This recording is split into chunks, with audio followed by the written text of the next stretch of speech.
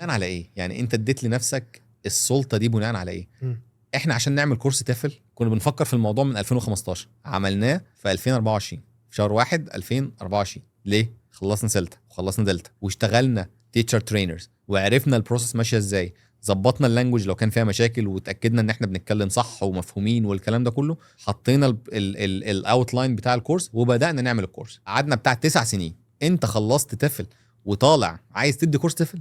يعني بناء على ايه يا حبيبي؟ والله عارف انت فكره في حاجه كده مشهوره جدا في المجال بتاع الماركتنج، ان في حد مثلا ممكن يخش يحضر كورس ماركتنج بعد كده يخش يدرسها، فاللي هو بقى يقول لك كده انا مش عارف، انا خدت كورس مع فلان فانا طالع اشرح لكم نفس الكورس. ايوه اللي بس هو انت مثلا مش في احنا مش في الدفعه دلوقتي، مش في ولا لا، جامعه، انت مش هتجمع الطلبه تشرح لهم الكلام ما بتاع عنديش مشكله ان انت تشير الانفورميشن اللي اتعلمتها، والله ده هو قال لنا كذا وقال لنا كذا وقال لنا كذا، بس ما ينفعش انت اللي تعمل الكورس. يعني ما ينفعش تقول انا هدي كورس للمدرسين واعلمهم ازاي يدرسوا.